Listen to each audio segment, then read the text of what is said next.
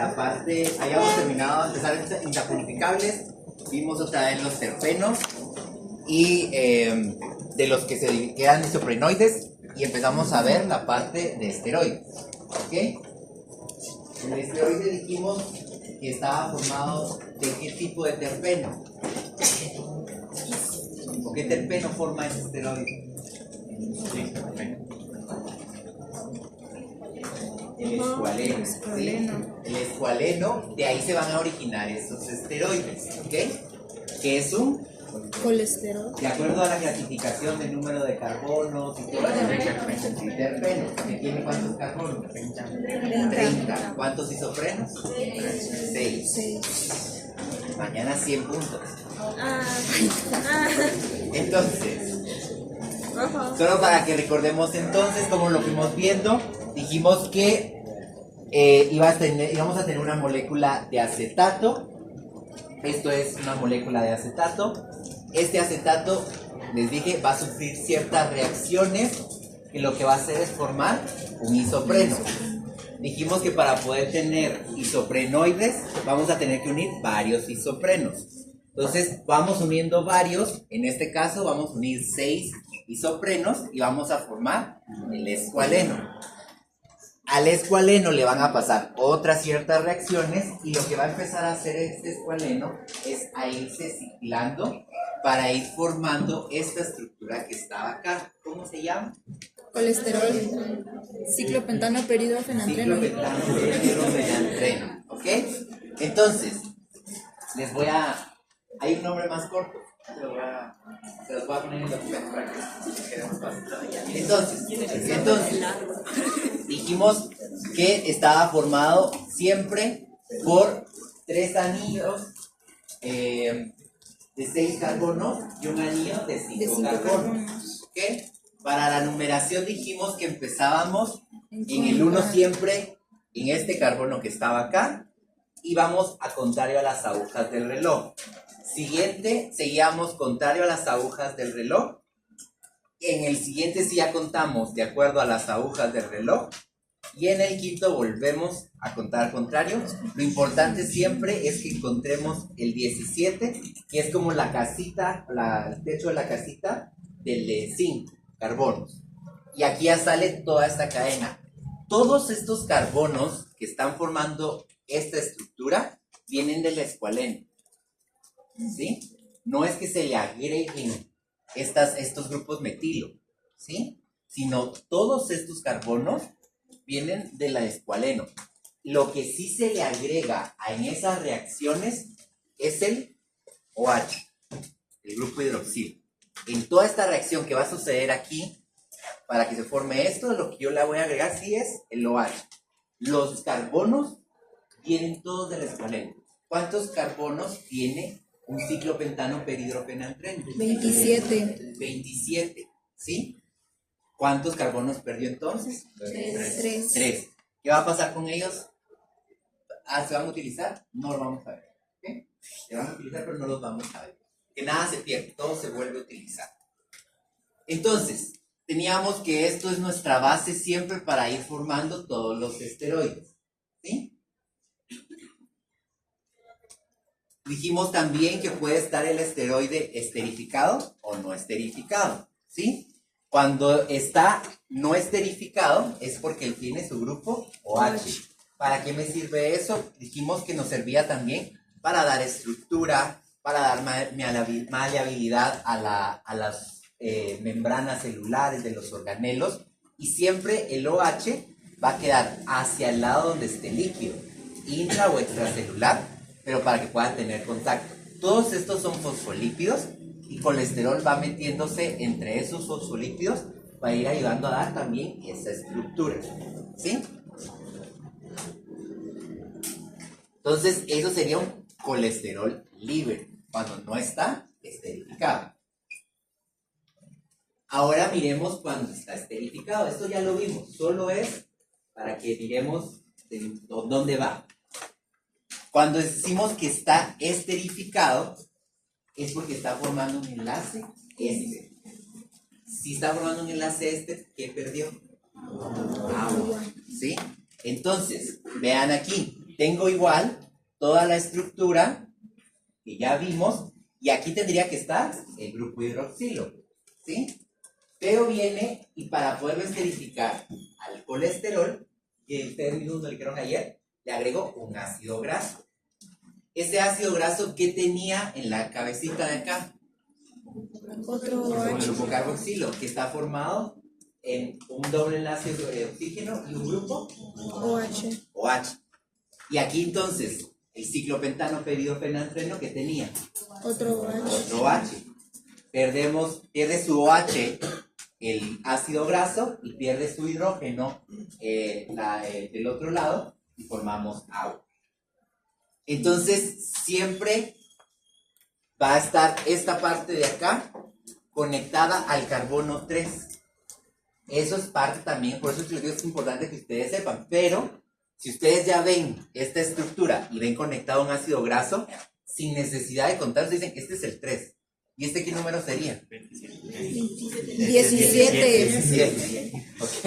Entonces, es lo que ustedes tienen que ir viendo. Incluso los grupos metilo siempre van a estar en las mismas posiciones. Vean aquí, el metilo aquí está en el 10. Aquí va a estar, aquí ya me había perdido yo. Aquí está en el 18. en el, no, en el 13. No, es el 3, el Daja es el 3. Entonces, pero siempre va a mantenerse en las mismas posiciones. Entonces, si ustedes se saben esos, ya logran como identificar en qué números están de acuerdo a la estructura. Tal vez no se van a saber exactamente esto, pero eso los puede ir ayudando para guiarse. ¿Ok? Bueno. ¿Quién me va a ayudar a que se esterifique? Lo hemos estado hablando, ¿y se acuerdan que hablamos? Espérense. Ay, no me acuerdo que estaba la parte de lipoproteínas. ¿Quién me ayudaba a esterificar el colesterol cuando entraba la lipoproteína? No sé, pero No, la lipasa no. LK. LK o PK. ¿Ok? Y entonces, esa era una molécula que estaba ahí, parte también de unas proteínas, pero nos va a ayudar también a esterificar. Y va a estar en parte del LK, va a estar ayudando con eso. Aquí hay algo que se llama colesterasa. La colesterasa es la enzima que hidroliza ese enlace éster en el jugo pancreático. ¿Se acuerdan que dijimos que cuando salía la bilis salía el jugo pancreático? Nosotros consumimos colesterol de esta manera. ¿Sí? ¿Qué es lo que va a pasar?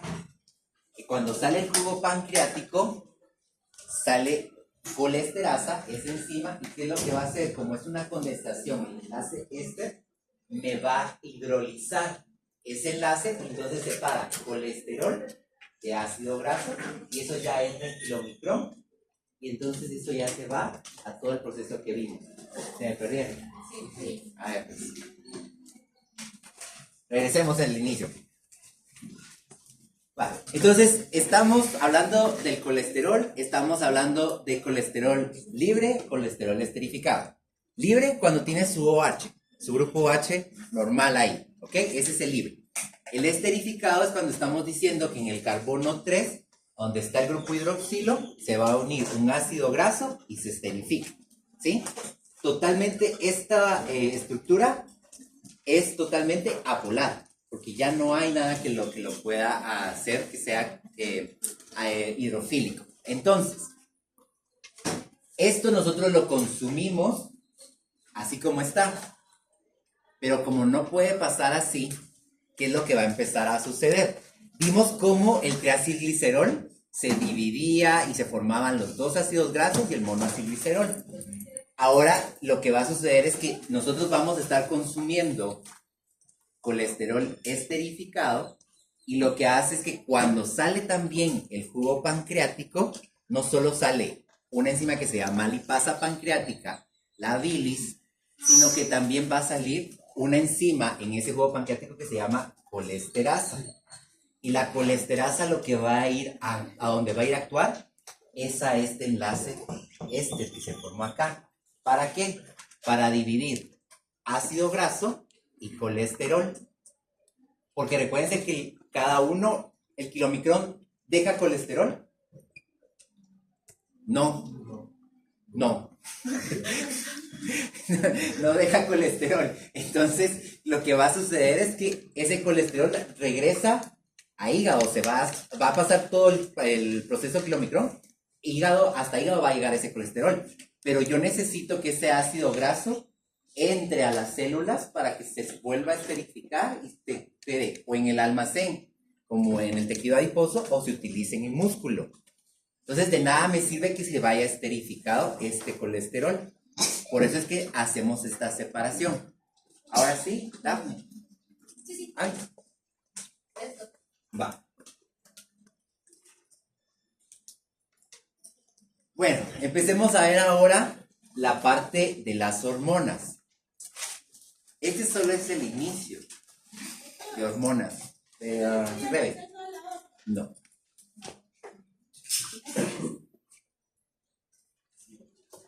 La parte de hormonas ustedes la van a ver toda la carrera, la ven en fisio, cuando lleven repro, todas estas, ahí ustedes van a ver todas estas hormonas. Yo solo les voy a dar la estructura y más o menos la función general, pero va a cambiar el momento en el que va a salir en cada especie, qué va a hacer en cada especie y todo eso, ¿ok? Entonces, precursores de las hormonas esteroideas. Vamos a tener los glucocorticoides, que este es precursor para formar, por ejemplo, el cortisol. Mi precursor, entonces, es mi glucocorticoides, es un grupo de hormonas. Un ejemplo, o el ejemplo más que más conocemos, es el cortisol. Los mineralocorticoides es otro grupo. El ejemplo más claro que sí tenemos es la aldosterona. Y hormonas sexuales. Aquí entrarían los andrógenos, que son los que les dan las características reproductivas a los machos y a los hombres.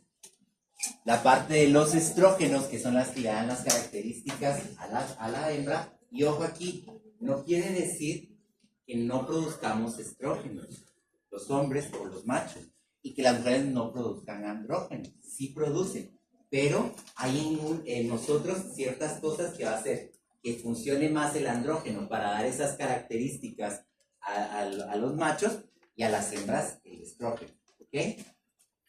Y la progesterona es una hormona de la preñez, ¿sí? Siempre que haya preñez, tiene que haber progesterona, porque es la que me ayuda a mantener el embarazo a los fetos, ¿ok?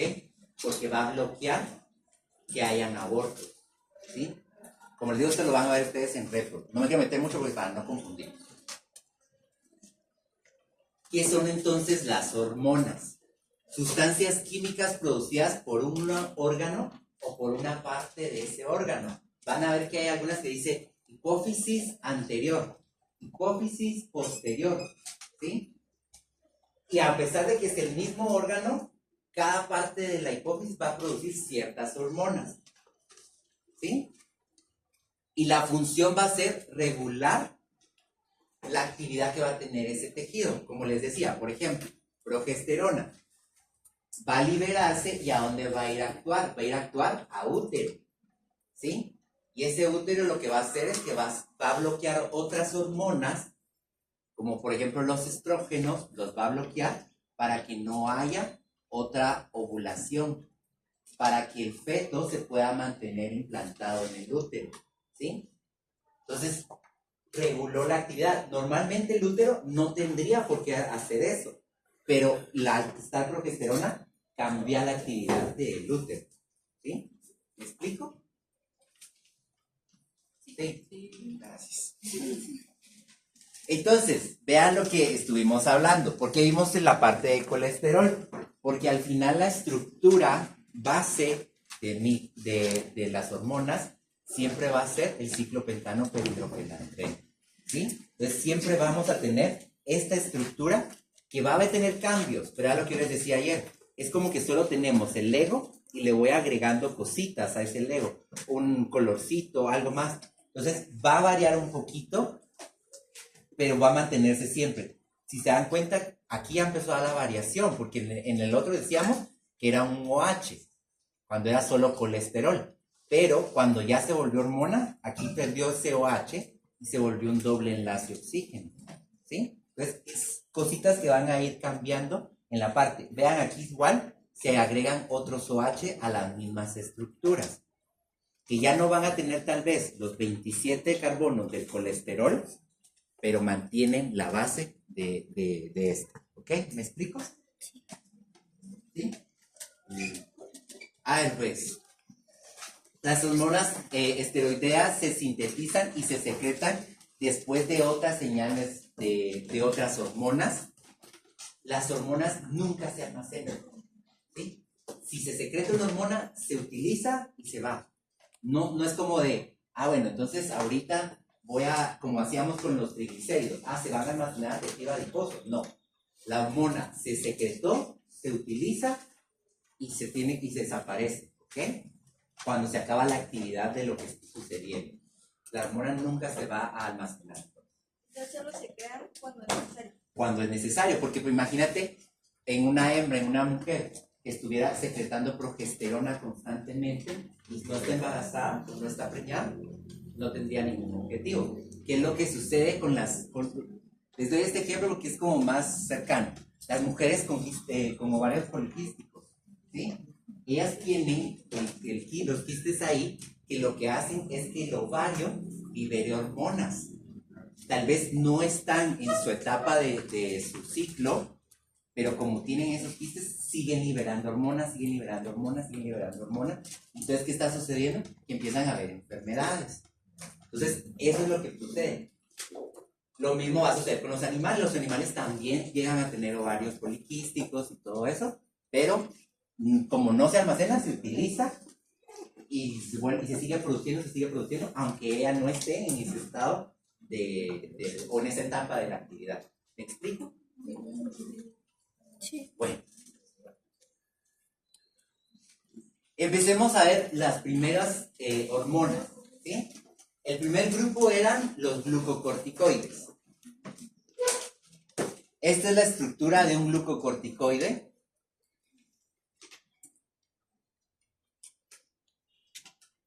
Y es la hormona del estrés, el cortisol. ¿Han oído ustedes del cortisol? Sí. Cuando uno está en exámenes, la cantidad de cortisol. ¿Qué es lo que sucede? Cuando empezamos a tener el estrés, empezamos a liberar este glucocorticoide, que es el cortisol. Y lo malo es que al liberarse, como les decía al inicio, si se libera una hormona, le da mensajes a otros órganos para que deje de liberar o para que libere otras. ¿Qué es lo que sucede con el cortisol?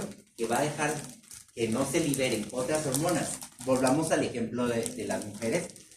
Cuando se estresan mucho, su ciclo también cambia. Porque entonces en vez de estar, por ejemplo, ahorita tal vez estarían ellas teniendo pues lo normal, el sangrado y todo, pero como hay tal vez mucho estrés, varía ese ciclo y se alarga a 2 semanas después, que incluso a veces es como de termina el periodo de estrés y les viene. Entonces es lo normal. ¿Por qué? Porque dejaron de liberar el cortisol. Y eso lo mismo sucede. Y el cortisol también, por ejemplo, tiene que ver con cierta regulación para bajar de peso. Entonces, por eso es que nos dicen también que tenemos que bajar el estrés para poder empezar a bajar de peso. ¿Ok? Pero es parte de todo este proceso. Y lo que en esta parte lo que tiene que ver, va a influir en el metabolismo intermediario. Eso lo vamos a ver el otro semestre. Pero ¿qué es el metabolismo intermediario? Es todo el proceso que hace una macromolécula para poder formar energía, transformarse en el cuerpo, tener una función en nosotros. Eso es metabolismo intermediario. Así sencillito ahorita, ya el otro semestre lo vamos a ver un poquito más complicado. Entonces, metabolismo intermediario es el proceso que va a hacer cualquier macromolécula para transformarse, ya sea en energía o tener alguna función en el organismo. Llámese proteína, lípido, carbohidratos. ¿Ok? Y lo que les decía, interviene en esto. ¿Qué sucede? El cortisol me hace que haga menos energía, por ejemplo. Por eso entonces cuando ando muy estresado, estoy liberando cortisol, tengo más sueño. ¿sí? Estoy más cansado. ¿Por qué? Porque me está bloqueando la formación de energía. ¿Okay? Entonces, por eso les digo, es parte de ir entendiendo eso. También, ¿para qué sirven los glucocorticoides? Para un proceso, esto es una ruta metabólica, porque por ahí varios creo que nadie le atinó a esto, pero cuando hablamos de rutas metabólicas estamos hablando gluconeogénesis, glucólisis, ciclo de Krebs, cadena transformadora, todo eso son rutas metabólicas. ¿En dónde funcionan los glucocorticoides? En la gluconeogénesis. Van a formar energía a través de macromoléculas que no sean la glucosa. ¿Sí? Van a buscar otro compuesto, principalmente lípidos, para formar energía. ¿Ok?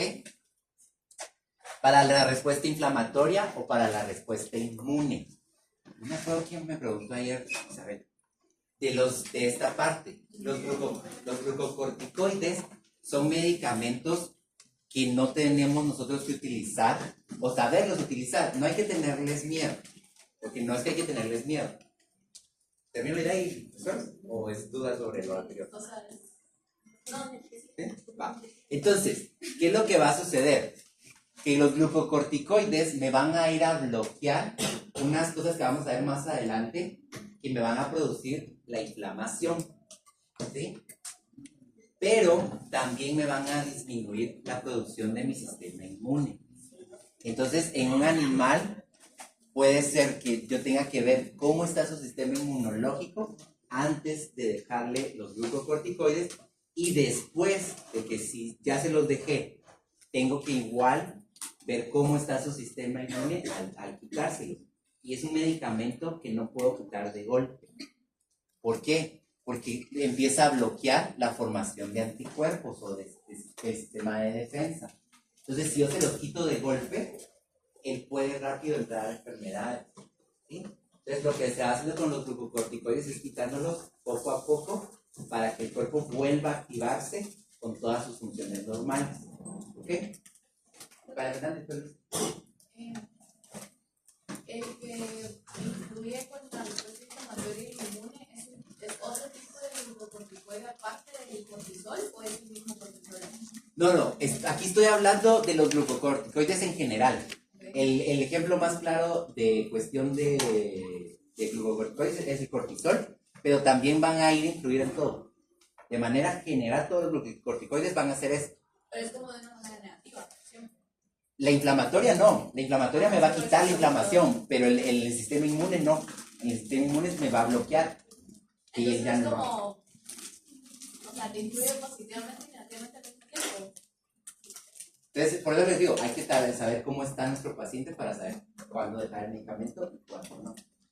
Por ejemplo, a un paciente que está llegando por un problema de neoplasias a nivel medular, por ejemplo, yo no le voy a dejar esto porque le voy a deprimir más el sistema inmune, ¿sí? Una leucemia, algo así, no le voy a dejar el glucocorticoide porque lo termina de acá. Cualquier enfermedad que entre la va a tener acá. En una inflamación normal, donde él no tenga ningún problema con su sistema inmune, por ejemplo, o que no esté comprometido, se puede dejar. Ahora que ustedes ya tienen que irlo viendo. Eso lo ven en Pharma, de cómo utilizarlo. ¿Ok? Solo me repite contigo.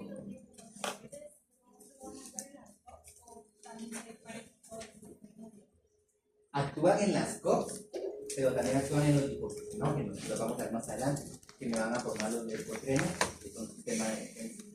Entonces, actúan para él.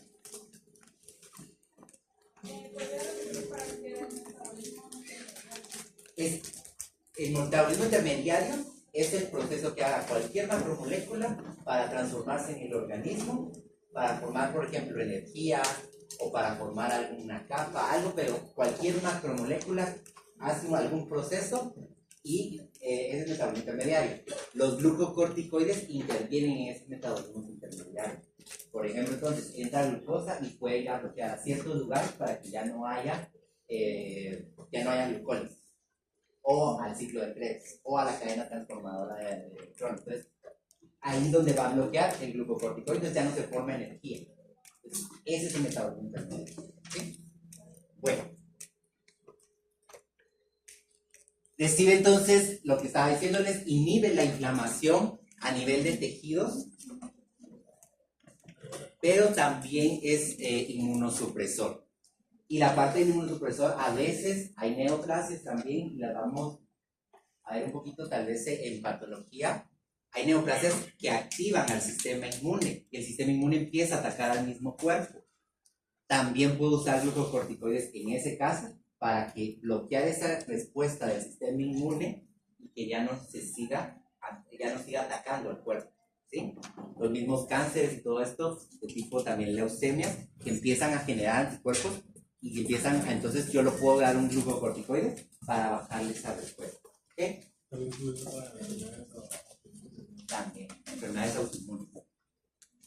Lo que va a pasar es que ustedes eso es lo que van a ver en Pharma, qué dosis uso, en qué casos los uso. Yo solo les doy el cómo es, la estructura, para qué sirve, y ustedes ya lo terminan de ver en Pharma. ¿Ok? La siguiente son los mineralocorticoides. Aquí está la estructura del mineralocorticoide. ¿Y qué hace? Estimula la captación de sodio. Dijimos que era la aldosterona. La aldosterona es secretada. ¿Ustedes han oído el sistema renina-angiotensina-aldosterona? ¿No? Vale. Hay un sistema a nivel de riñones. Le voy a tratar de explicarlo más sencillo. Este sistema está formado por 3 tipos diferentes como de hormonas que van a ir a actuar a nivel de riñones. Entre ellos está la aldosterona. La aldosterona lo que hace es funcionar porque el riñón se encarga de filtrar. Filtra lo malo, digamos, y deja lo bueno. Pero entre eso malo, digámoslo, normalmente va el sodio, porque el sodio, ¿qué me hace? Retener líquidos, ¿sí? Entonces, no necesito que se retenga mucho líquido para mantener homeostasis. Entonces, parte de los mineralocorticoides lo que hacen es hacer que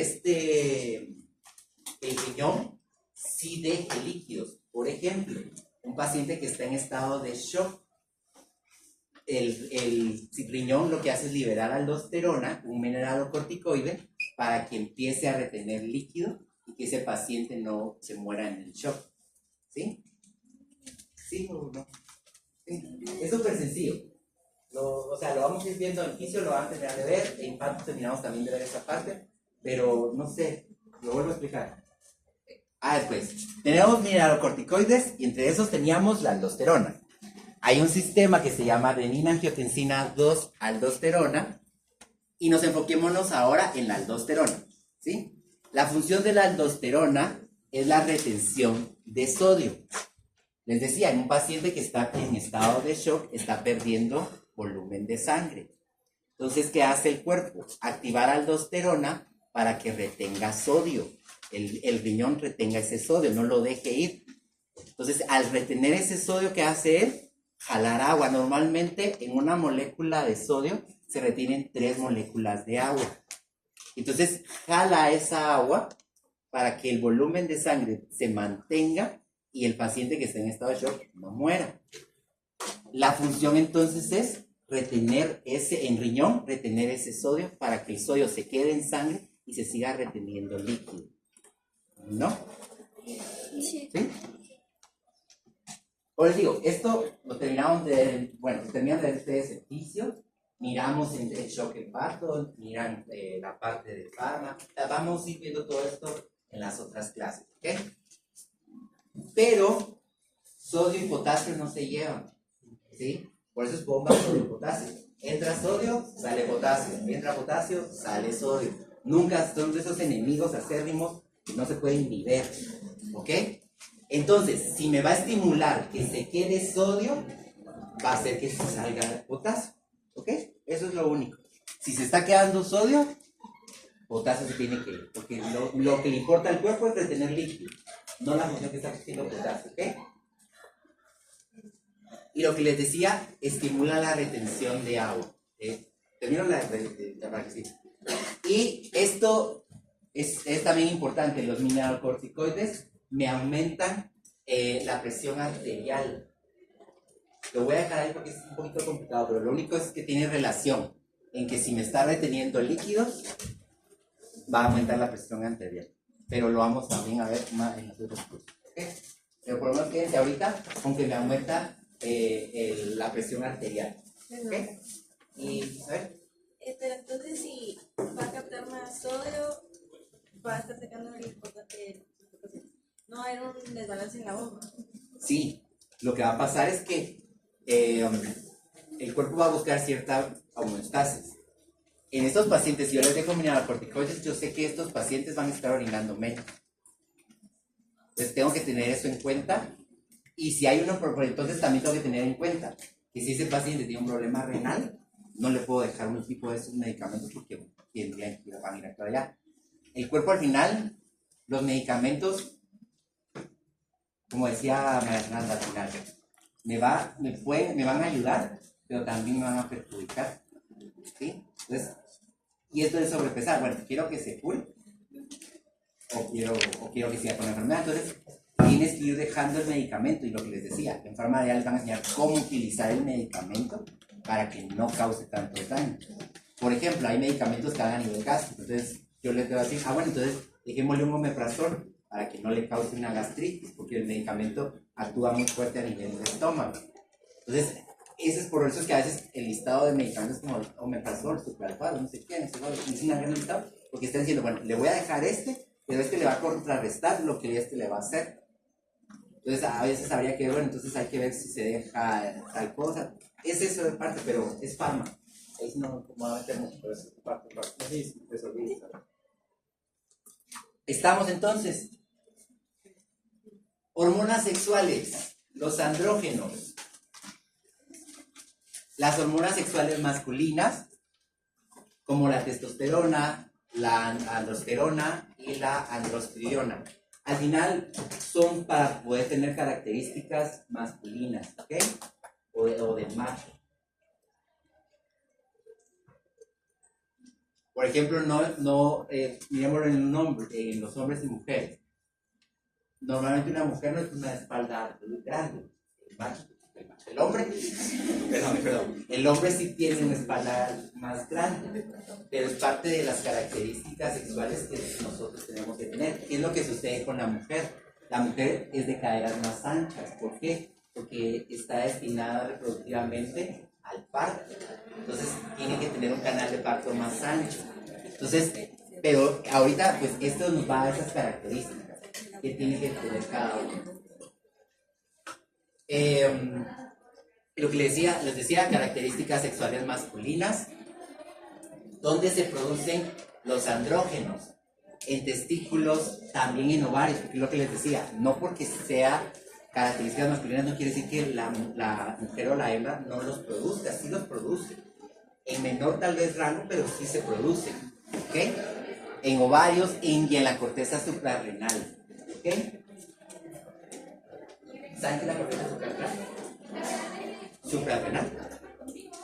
Los riñones tienen como esta cosita arriba. No sé si se han visto esos dibujos. Esa cosita que está arriba se llama corteza suprarrenal. Tiene funciones hormonales. Es el que va a liberar ciertas hormonas, ciertas sustancias para que se liberen hormonas. ¿Ok? O a él lo van a llegar a activar para que libere hormonas. Entonces, por eso es que esta de aquí tiene muchas funciones hormonales. ¿Sí? Y por eso les digo que también las mujeres y las hembras lo utilizan porque, a pesar de que son andrógenos, sirven como propulsores para hormonas sexuales femeninas. ¿Okay? Entonces, por eso es que la mujer y la hembra tienen que producir andrógenos también. ¿Ok? ¿Todo bien? Eso es fácil. ¿Dentro de cuáles de los esteroides que las personas que hacen mucho ejercicio se... Esos son esteroides sintéticos, porque son medicamentos. No son naturales. No son naturales, pero también entran en esta parte de acá. En la parte que son un tipo como andrógenos, que lo que van a hacer es lo mismo. Normalmente incluso las mujeres que utilizan esteroides empiezan masa muscular, aumentan espalda, tienen incluso hasta más características masculinas, las que lo utilizan. Pero es esa parte, esto de acá.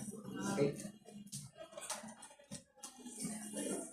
La progesterona, lo que les decía, es secretada por el cuerpo lúteo del ovario. El ovario lleva un proceso para poder salir, que se llama ovulación. Cuando el óvulo sale del ovario, va a dejar una estructura amarilla. Esta estructura amarilla que está acá es el cuerpo lúteo. Ustedes lo van a ver en embriología esa parte. Y entonces, ese cuerpo lúteo, al estar, libera progesterona. Que lo que les decía, la progesterona siempre se le dice es la hormona de la preñez. Porque si no se libera, no se queda la implantación del embrión feto. Entonces, esta estructura que está acá me hace que se libere progesterona. ¿Okay? ¿Qué pasa? Sale el óvulo para poder ser fecundado y inmediatamente empieza a liberar progesterona, ¿sí? Preparando a la hembra o a la mujer a que si se da la preñez, pues ella ya liberó progesterona y ya logra mantener la preñez. ¿Okay? Entonces, por el cuerpo lúteo, y lo que les decía, su función principal es preparar al útero al inicio. ¿Qué pasa también con la progesterona? Hace que haya más irrigación sanguínea en el útero, ¿sí? Por eso cuando las mujeres terminan, por ejemplo, su etapa de su ciclo, hay un gran sangrado, porque lo que sucede es que el útero se llenó de mucha sangre también, entonces lo que empieza a hacer es a salir toda esa sangre, limpiando la parte del útero. También después de que se da a luz, van a ver que en las mujeres sobre todo se da que hay un sangrado posiblemente posterior, pero es porque también se está limpiando toda esa sangre que quedó de esta preñez, ¿ok? ¿Por qué necesito que el útero esté muy irrigado? Porque el embrión feto se implanta ahí y se va a alimentar de esos vasos sanguíneos, ¿ok? Y aquí les pongo las tres estructuras. Vean que siguen manteniendo la parte igual del ciclo pentano-perhidropenantreno, pero cambian ciertas cositas. Por ejemplo, entre esta y esta, ¿qué diferencias encuentran ustedes? Si se dan cuenta, es el OH el único que está diferente entre el glucocorticoide y el mineralocorticoide. Va, y ahora en la otra.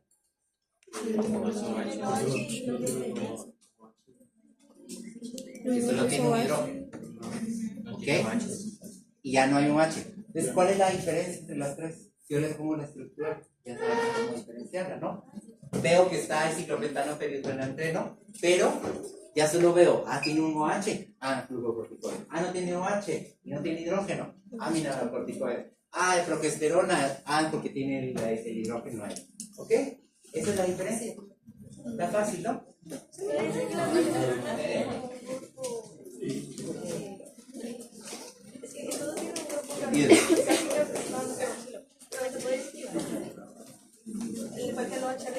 Este de acá también le falta este OH, ¿dices tú? Ajá, el de arriba. Por eso es lo que les digo. Entonces, aquí solo le estás agregando este OH de acá.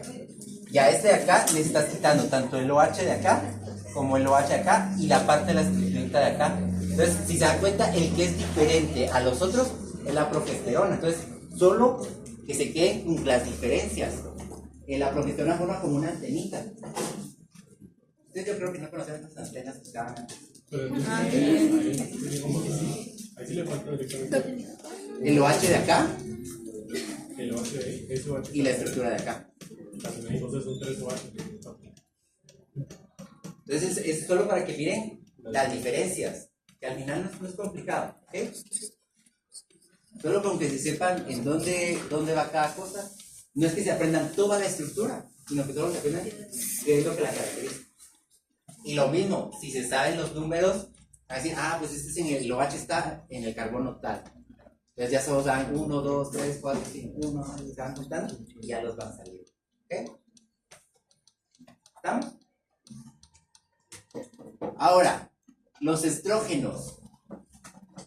Los estrógenos hay varios tipos, y están los estradiol, están los estriol y las estromas. Yo no me voy a meter a la función de cada uno, los vamos a ver de manera general.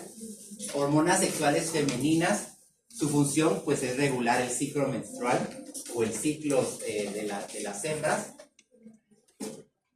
y estimulan el desarrollo de las características sexuales secundarias.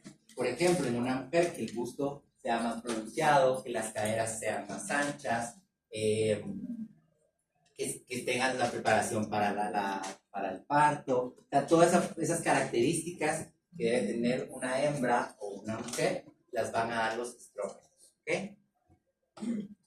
Que también sucede, no es así, pero normalmente la mujer tiende a tener el pelo más largo, cosas así, o cierta forma de los labios, las manos. Por ejemplo, las mujeres no tienen manos normalmente grandes. Casi siempre son hombres los que tienen las manos grandes. También son características que se van dando, ¿ok? ¿Quiénes secretan esos estrógenos? Los ovarios y las glándulas adrenales.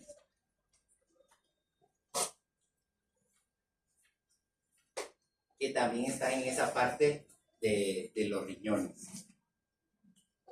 ¿Ya?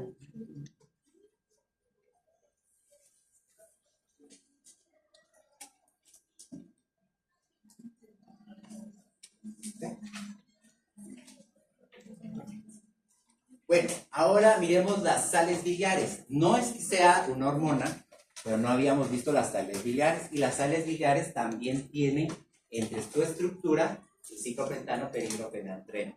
¿Ok? Y vean aquí estas reacciones las que vamos a ir viendo.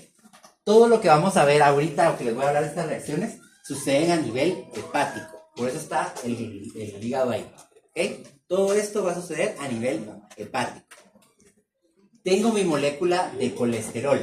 Así voy a iniciar formando las sales biliares. ¿Cómo dijimos que se podía excretar el colesterol? Con las sales biliares, ¿ok? Entonces, tengo mi molécula de colesterol y vean aquí. No me voy, incluso, vean la fácil, no me voy a meter a dar toda la reacción, pero lo que va a suceder es que va a llegar una enzima que se llama hidroxilasa, se llama 7-alfa hidroxilasa, y lo que va a hacer es hidroxilizar a la molécula de colesterol. Vean que yo por eso los marqué, le agregó grupos hidroxilo. Tenía solo uno, colesterol. Entonces esa hidroxilasa lo que va a hacer es agregarle grupos hidroxilo a la molécula de colesterol. ¿Sí? ¿Por qué 7-alfa? Por la... esto es parte de lo de las enzimas que vemos el otro semestre, pero si quieres mejor lo veamos mejor para que no se me confunda. Porque si no se me van a confundir. Lo que quiero ver es quiero que me entiendan más cómo se transforman. No sé si un poco de razón, pero es por el carbono que se une. Sí, por ahí. Entonces, la hidroxilasa lo que va a hacer entonces es colocarle grupos hidroxilo a mi colesterol. ¿Qué es lo que voy a llegar a tener yo? Este compuesto con varios hidroxilos.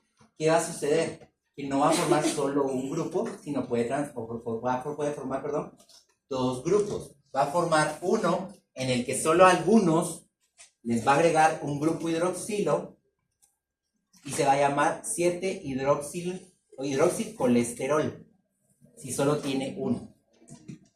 Si tiene dos, le llamamos colil-CoA. ¿Qué es lo que pasa con ese colil-CoA? Le agrega una molécula de acetil-CoA a este. Entonces, por eso pueden estar estos dos.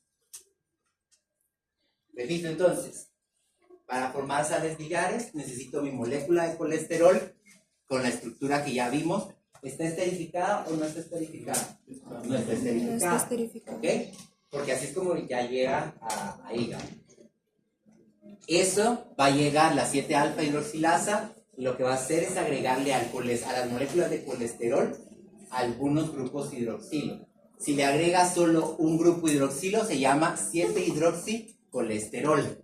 Si le agrega dos grupos hidroxilo le llamo colil-CoA, pero en esta imagen no sale, pero tengamos en cuenta que le está agregando también no solo los dos grupos hidroxilo, sino a ese también agregó una molécula de acetil-CoA. ¿Ok? A este. Al que dice CoA, en esta parte de acá le va a agregar una molécula de acetil-CoA. ¿Estamos bien? Va. ¿Qué va a suceder ahora? Va a llegar ahora otra enzima, pero ahora se va a llamar 12 alfa hidroxilasa. Ese era el ¿Ok? Y entonces, esa 12 alfa hidroxilasa lo que va a hacer es que va a hacer que se vuelvan a formar otros dos compuestos. Uno va a ser, este que está acá, se va a volver ácido quenodesoxicólico. Y ese, tal cual se formó ya, se va a ir a almacenar a bilis. 7-hidroxicolesterol a través de esta enzima, y hay otras enzimas que van a actuar, no solo la 12 alfa, sino también la de deshidroxilasa, y va a formar el ácido quenodesoxicólico. ¿Sí? Este, tal cual, se va a bilis. Almacenar ya para estar en bilis. ¿Okay? ¿Se acuerdan que dijimos ayer que la bilis está formada por un montón de cosas? ¿Qué va a pasar con el colil-CoA?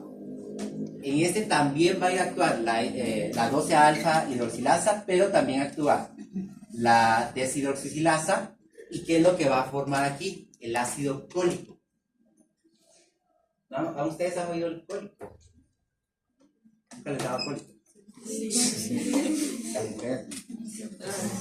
No, pero aparte, por ejemplo, cuando hay personas que tienen problemas en vesícula, no producen esos tipos de sales biliares o no salen, porque tengan ahí un cálculo o algo, entonces por eso se les llama cólicos, porque es parte de esto, ¿ok? Entonces, se formó el ácido cólico, y aquí el ácido cólico lleva un proceso que se llama conjugación.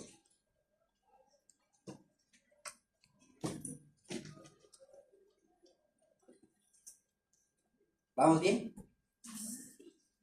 Colesterol. Colesterol se va a transformar ya sea en el 7-hidroxilocolesterol o en el colil-CoA, dependiendo cuántos grupos hidroxilo yo le agregue y si le estoy agregando al acetil-CoA. Después de eso, hidroxilasa y deshidroxilasa me pueden formar dos compuestos, dependiendo de cuál sea. Si vengo del 7-hidroxi, me va a formar el ácido quenodesoxicólico, que se va a ir a bilis tal cual se formó. Pero este colil-CoA, que se volvió ácido cólico, lleva otro proceso antes de irse a bilis, que se llama conjugación. Miremos la conjugación. La conjugación es cuando yo le voy a agregar algún compuesto a ese compuesto, valga la redundancia, que los va a hacer que sean más solubles. Recuerdan que la bilis, cuando la vimos, dijimos que las sales biliares o la bilis eran antifáticas, porque pueden estar en contacto con los lípidos y con el agua. Entonces yo necesito agregarle a todo este colesterol que es anfipático, que no es anfipático totalmente, agregarle estructuras para que sí lo sea, y que cuando lleguen los triacilgliceroles exógenos logren ir a actuar. ¿Me explico? ¿Me explico? Sí. Entonces, la conjugación lo que me va a hacer es darle a las sales biliares esa característica anfipática que lo vimos en los procesos anteriores. ¿Sí? Me perdiste, Cristian. ¿No? ¿Sí? No, yo lo que tenía hablado del anterior, que era... ¿Este? Ajá, que para que sea el colil-CoA sería el 7-alfa hidroxilasa más el acetil-CoA. ¿Cómo no? ¿Que el acetil-CoA que se cambie esto? Ajá. No. El 12-alfa hidroxilasa lo que va a hacer es hacer que se agreguen estos grupos OH, estos grupos de hidroxilo, y se agregue el acetil-CoA. El acetil-CoA es otra molécula y se agrega en esta parte de acá. Eso. ¿Es el 2? Pero la idea es no el 7 alfa, el 12 alfa. Ajá. El 7-alfa la agrega estos dos grupos hidroxilo y le agrega el acetil-CoA, que es una molécula. Es que yo te entendí como que el acetil-CoA ayudaba a cambiarlo. No, o sea, que era 7-alfa hidroxilasa más el acetil-CoA y que era el colil-CoA. No, pero el acetil-CoA no cambia, sino el 7-alfa lo que hace es agregarle la molécula de acetil-CoA. Por eso, o sea, Sí. juntos. Bueno, entonces estamos haciendo lo mismo, pero...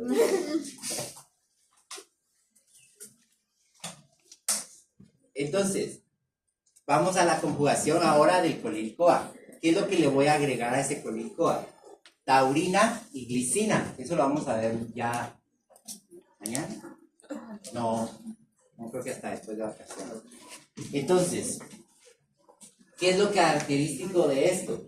Vean que sigo teniendo la misma estructura, pero ahora tengo a esa taurina, porque la taurina se caracteriza por ser un aminoácido. Al ser aminoácido, tiene que tener un grupo amino. ¿Qué es lo que hace? Que ese grupo amino en el nitrógeno se va a unir a la molécula de ese colesterol y forma un enlace amido. ¿Sí? Esto hace que la molécula de colesterol, bueno, o la molécula que está formando de este colil-CoA sea antifática. ¿Sí? Por la característica que tiene el aminoácido de ser antifático. ¿Sí? ¿Seguro? Bueno. Entonces, si le agrego taurina, lo que voy a formar es ácido táurico.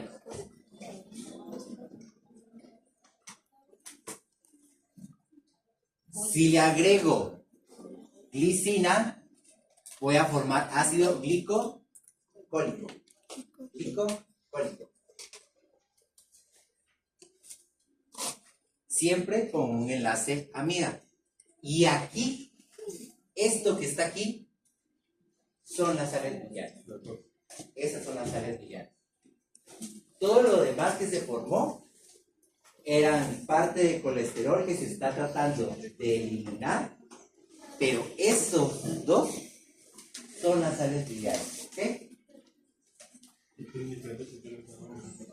No, al final lo que ya vimos de los triacilgliceroles es ir a agarrar el triacilglicerol, empezar a separar para que pueda entrar lipasa pancreática, a romper el enlace y que puedan estar en un medio acuoso, pasar membrana. O sea, las funciones que ya vimos de sales biliares son esas, pero estas dos son las sales biliares.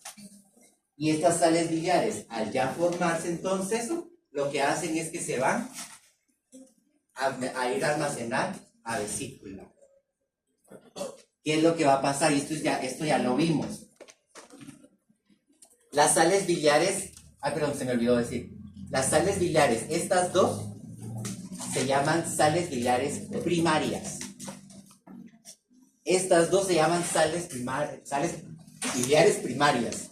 ¿Ok? ¿Qué va a pasar ahora? Ya vimos este proceso, solo estamos agregándole cosas.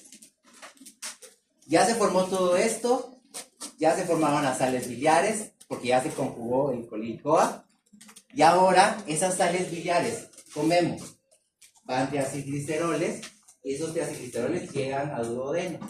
Se liberan sales biliares y se libera jugo pancreático. Las sales biliares van a entrar en contacto con algo que se llama microbiota intestinal. Y al entrar en contacto con esa microbiota intestinal, esas bacterias tienen otras enzimas que las van a empezar a transformar a esas sales biliares. Y a esas sales biliares las conocemos como sales biliares o ácido biliar secundario. O entonces, cuando se formaron y se van a ir a almacenar a vesícula, son sales biliares primarias o ácido biliar primario. Cuando comen un animal que tiene los triglicéridos, llega a duodeno, se libera bilis y se libera jugo pancreático, las sales biliares que van en esa bilis entran en contacto con la microbiota del intestino. Cada animal tiene diferente microbiota y lo que hacen esas bacterias que están ahí es producir ciertas enzimas que cambian a esas sales biliares primarias, las vuelven a transformar y las vuelven ácido biliar secundario y forman estas estructuras que están aquí. ¿Qué formaron? No, pues, ¿qué grupo se formó? Se formó un grupo carboxilo. ¿Qué me ayuda el grupo carboxilo? A que sea anfipático. Y lo que le estoy quitando es el aminoácido. Le quité el aminoácido que se estuvo formando y lo que, en cuestión del Choline-CoA, ¿sí? Le quito el aminoácido y ya dejo un grupo carboxilo que lo sigue haciendo tener esa característica de anfipático, ¿sí? ¿Y para qué me sirven las sales sillares? Para ayudar a que se puedan multiplicar las grasas en los líquidos. ¿Sí? Va, entonces hasta aquí entraría el corto de mañana. Mañana terminamos con lípidos por fin. Miramos los eicosanoides y empezamos con proteínas. ¿Ok? Nos vamos al laboratorio, los grupos que estén. Chicos, si alguien lleva sistemas y tiene su examen a la 1, entran de una vez.